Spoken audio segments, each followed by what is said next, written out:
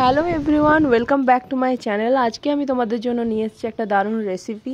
তো সেটা হচ্ছে অনেক পুরনো দিনের রেসিপি, আমাদের দিদা ঠাকুমারা বানিয়ে থেকেইছে নিশ্চয়ই। তো আগেকার দিনে দিদা ঠাকুমারা ফুল পাতা এসব দিয়ে কিন্তু বড়া বানাতো। তো ওই ধরনেরই একটা সিমিলার রেসিপি আমিও আজকে বানাচ্ছি। বানাচ্ছি লঙ্কা পাতার বড়া। তো কিভাবে বানাচ্ছি দেখে নাও। আমি নিয়েছি পরিমাণ মতো বেসন। তো আমার যতগুলো পাতা আছে সেরকম পরিমাণে আমি বেসন নিয়েছি। তারপরে নিয়েছি 1 চামচের মতো নুন, 1 চামচের মতো হলুদ, হাফ চামচের মতো লঙ্কার গুঁড়ো, পরিমাণ মতো বেকিং সোডা আর কালো জিরে নিয়েছি হাফ টেবিল স্পুনের মতো। তারপর আমি অল্প একটু করে জল নিচ্ছিলাম আর বেসনটাকে আমি মিক্স করছিলাম।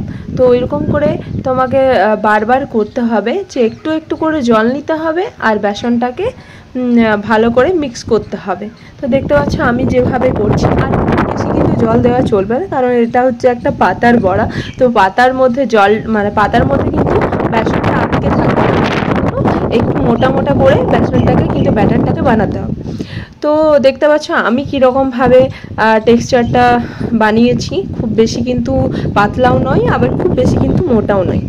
তো তারপরে আমি দেখতে পাচ্ছ কালো কড়াই নিয়েছি আর ওটার মধ্যে আমি তেল গরম করে নিয়েছি আর ভালো করে পাতাগুলোর মধ্যে সেই বেসনটাকে ব্যাটারটাকে আমি দিয়ে দিচ্ছি। তো দেখতে পাচ্ছ এরকমভাবে হবে। তারপর আমি ওই যে মিডিয়াম ফ্লেমে আমি তেলটাকে গরম করে নিয়েছি, তো সেই তেলের মধ্যে আমি কিন্তু বড়াগুলোকে ছেড়ে দিচ্ছি। তো এইভাবে করবে। দেখতেই পাচ্ছ পাতাটার মধ্যে কিন্তু বেসনটা বেরিয়ে যাচ্ছে না, ওটার মধ্যে কিন্তু থেকেই যাচ্ছে। তো বেশি মোটা করার কিন্তু চলবে না, এরকমভাবেই করতে হবে। কম জল দিয়ে বেশি জল দেওয়া চলবে না। তো এরকমভাবে আমি সব পাতাগুলোকে আস্তে আস্তে ভেজে নিচ্ছি। তোমরা চাইলে আঁচটাকে লো ফ্লেম মিডিয়াম ফ্লেম থেকে কিন্তু হাই ফ্লেমেও করে নিতে পারো। তো যেমন মুচমুচে তোমরা চাও সেরকমভাবে করে নিও। তো এটা খেতে কিন্তু সত্যিই খুব ভালো হয়েছিল। লঙ্কার পাতার বড়া যে এত সুন্দর টেস্ট করে এটা কিন্তু জানা ছিল না, সবার কিন্তু বাড়িতে ভালো লেগেছিল। তো তোমরা এটা আবার এটা ভাতের সাথেও খেতে পারো। তো যেমন ইচ্ছা তোমরা নিয়ে খেতে পারো। তো চলো আজকের মতো ভিডিওটা এখানেই আমি